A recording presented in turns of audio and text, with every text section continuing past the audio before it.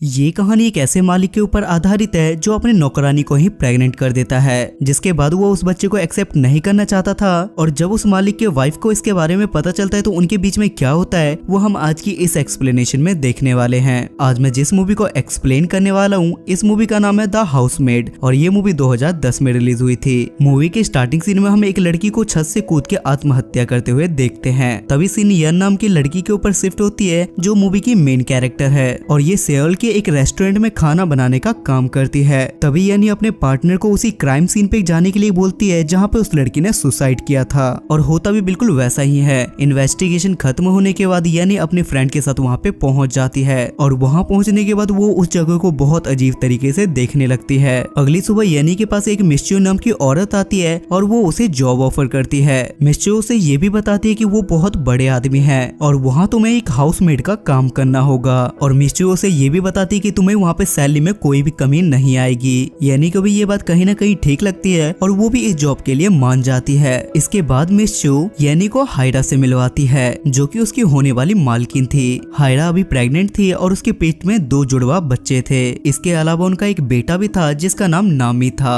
उसकी उम्र मात्र 7 साल थी और वो बहुत जल्द यानी के साथ घुल मिल जाता है और वो दोनों एक अच्छे से दोस्त बन जाते हैं। इसके बाद हम मिस्टर होन को घर पे वापस आता हुआ देखते हैं जो इस घर का मालिक था, मतलब मिस हैरा का पति। उसके बाद मिस्चू यानी को मिस्टर होन से मिलवाती है, जिसके बाद यानी रात में मिस्टर होन को रेड वाइन देती है और वाइन देने के बाद वो अपने घर में जाके सो जाती है। अगली सुबह जब यानी काम कर रही थी तो मिस्टर होन की नजर उसी पे पड़ रही थी, जिसके बाद वो उसे ठरक की निगाहों से देखने लगता है। यानी भी अपनी तरीके से पूरा रिस्पॉन्स देते हैं और कहीं ना कहीं वो दोनों एक दूसरे के लिए अट्रैक्ट होने लगते हैं। इसके कुछ दिन बाद मिस्टर होन अपनी पूरी फैमिली और यानी को लेके एक ट्रिप पे चला जाता है, जिसके बाद वहाँ पे मौका देके मिस्टर होन और उसकी पत्नी मिलके एक दूसरे के साथ घबाघब करते हैं और इधर यानी उनके 7 साल के बच्चे को खिला रही थी। लेकिन हमें इधर पता चलता है कि हैरा प्रेग्नेंट होने की वजह से अपने पति को संतुष्ट नहीं कर पाती, जिसके बाद होन अपनी गंदी शक्ल लेके यानी के पास जाता है और वो उसे अपनी फेवरेट रेड वाइन ऑफर करता है। दोनों साथ में बैठ के वाइन पीते हैं, जिसके बाद वो दोनों मिलके आपस में घबाघब करने लगते हैं और सही तरीके से अगर देखा जाए तो कहीं ना कहीं यानी भी यही चाहती थी, जिस वजह से ये दोनों मिलकर अपनी पूरी ईमानदारी के साथ घबाघब करते हैं। इसके बाद ये लोग वापस से अपने घर वापस आ जाते हैं और रात में यानी और हुन एक बार फिर से मिलकर एक दूसरे के साथ घबाघब करते हैं, जिसके बाद इन दोनों का कार्यक्रम कुछ दिनों तक ऐसे ही चलता रहता है। एक दिन हुन यानी को एक चेक देता है और मिस्चू भी इसे देख लेती है और वो यानी को समझाती कि तुम ऐसा कुछ भी मत करो, लेकिन यानी को ये बात समझ में नहीं आती और वो अपना काम जारी रखती है। उसके कुछ दिन बाद हैरा की मॉम उसके घर पे रहने के लिए आती है, जिसके बाद हैरा की मॉम और मिस्चू एक दूसरे से बात कर रहे थे और बातों ही बातों में वो उन्हें हुन और यानी के रिलेशनशिप के बारे में बता देती है। जिसके बाद हैरा की मॉम ये सोचती है कि अगर हुन ने उसके साथ घबाघब किया होगा तो शायद वो अभी तक प्रेग्नेंट हो गई होगी। जिसके बाद वो यानी को नीचे गिराने की कोशिश करती है, लेकिन यानी छत से लटक जाती है। लेकिन काफी देर लटकने के बाद जब उसकी कोई हेल्प नहीं करता तो वो छत से नीचे गिर जाती है, जिसके बाद उसे हॉस्पिटल में एडमिट किया जाता है और वहाँ उसके पैर का ऑपरेशन होता है। जहाँ पहुँचने के बाद उसे पता चलता है कि वो भी प्रेग्नेंट है। और दूसरी तरफ हैरा की मॉम हैरा को बताती है कि तुम्हारे हस्बैंड का अफेयर तुम्हारी नौकरानी के साथ चल रहा है। ये सुनने के बाद हैरा को काफी ज्यादा गुस्सा आता है, लेकिन उसकी मॉम उसे सजेशन देती है कि तुम्हें इस वक्त शांत रहना चाहिए, क्योंकि यानी कितनी भी कोशिश क्यों ना कर ले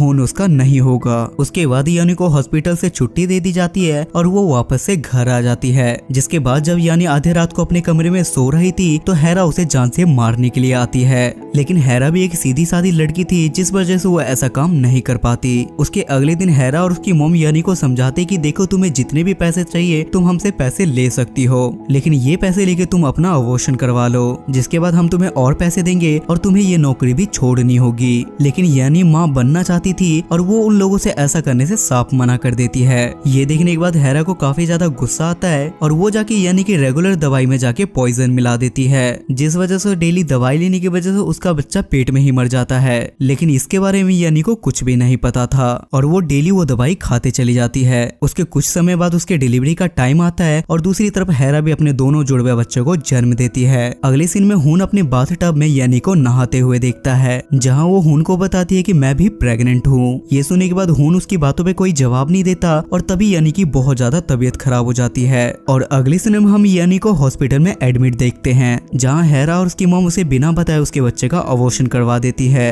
उसके थोड़ी देर बाद मिस चू योनी के पास जाती है और वो उसे समझाती है कि तुम्हारा बच्चा मर चुका था और वो यानी को ये भी बताती है कि मैंने ही हेरा की माँ को तुम्हारे और हुन के अफेयर के बारे में बताया था। ये सुनने के बाद यानी को उस पर बहुत ज्यादा गुस्सा आता है, लेकिन माफी मांगने पे वो उसे माफ भी कर देती है। इसके बाद यानी हुन के घर पे जाती है और वो उसके जुड़वा बच्चे में से एक बच्चे को अपनी गोद में उठा लेती है, लेकिन तभी वहाँ पे हुन आ जाता है और वो उससे अपना बच्चा वापस ले लेता है। लेकिन तभी वहाँ पे हेरा आती है और यानी उसे देखने के बाद भागते हुए छत पे चढ़ जाती है, जहाँ उन सबके सामने खड़ा होकर उससे बोलता है कि मैं तुमसे कोई प्यार व्यार नहीं करता और हम दोनों के बीच में जो कुछ भी हुआ था वो ऐसा फन हुआ था। ये सुनने के बाद यानी का दिल अंदर से काफी ज्यादा टूट जाता है और वो ये भी समझ जाती है कि शुरू में जिस लड़की को उसने सुसाइड करते हुए देखा था उसके पीछे का रीजन भी क्या हो सकता है, जिस वजह से यानी खुद को उस लड़की से कंपेयर करके फांसी लगा लेती है और अपने शरीर में आग भी लगा लेती है। और ये सब कुछ देख के हुन और उसकी पूरी फैमिली देख के काफी ज्यादा डर जाती है। इसके बाद मूवी खत्म होने के बाद एंड सीन में हमें पता चलता है कि हुन का बेटा नामी अभी तक यानी को अपने दिल से नहीं निकाल पाया है और तो और हेरा और हुन की दिमाग की हालत भी अब ठीक नहीं है और ये मूवी यहाँ पे खत्म हो जाती है।